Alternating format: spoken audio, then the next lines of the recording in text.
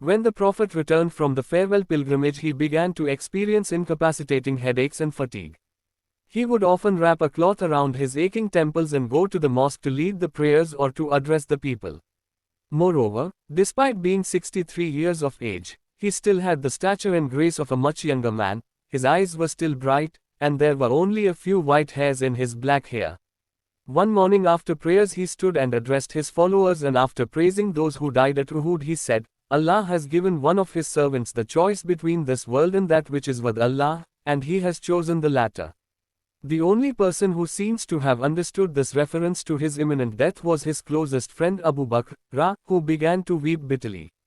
Gently, gently, Abu Bakr, Muhammad said tenderly. Naturally, the Prophet's companions became concerned and anxious. Soon he would resign himself to the quarters of Aisha, where his wives would nurse him and tend to him.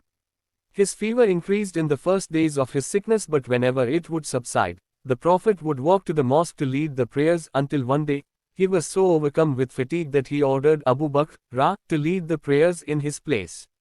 The Prophet lay much of the time with his head resting on Aisha's lap, but when Fatima, came, Aisha, would withdraw a little to allow the father and daughter some privacy together. Fatima, whom he loved deeply as his only surviving offspring, visited him every day.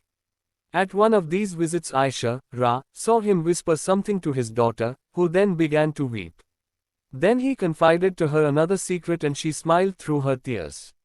As she was leaving, Aisha, asked her what he had said, and she answered that they were secrets.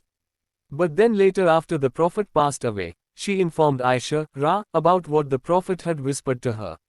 He first told me that he would meet his Lord after a short while, and so I cried. Then he said to me, "Don't cry, for you will be the first of my household to join me." So I laughed. On Monday the 12th of Rabi al-Awwal, in the 11th year of Islam, the Prophet's fever abated, and although he was exceedingly weak, he decided to respond to the call to prayer and attend the congregation.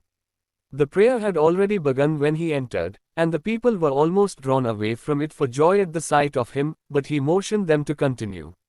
Abu Bakr, realized the commotion could have only one cause and so stepped back to allow the Prophet to lead, but the Prophet placed his hand on his shoulder and pressed him to continue while he sat on his right and prayed seated. The Prophet had now returned to his couch and was lying with his head in Aisha's arms as if all strength had been used. Nonetheless, when her brother entered the room with a toothstick in his hand, she saw the Prophet looking at it in such a way that she knew he wanted it. So she took it from her brother and softened it and then gave it to the Prophet, who rubbed his teeth with it vigorously despite his weakness. Not long afterwards the Prophet lost consciousness as though it was the onset of death, but after an hour he opened his eyes. Aisha, heard him murmur, "With the supreme communion in paradise, with those upon whom Allah has bestowed favors from among the prophets and the truthful and the martyrs and the good, and a goodly company are they." And again she heard him murmur, "O Allah, with supreme companionship," and these were the last words she heard him speak.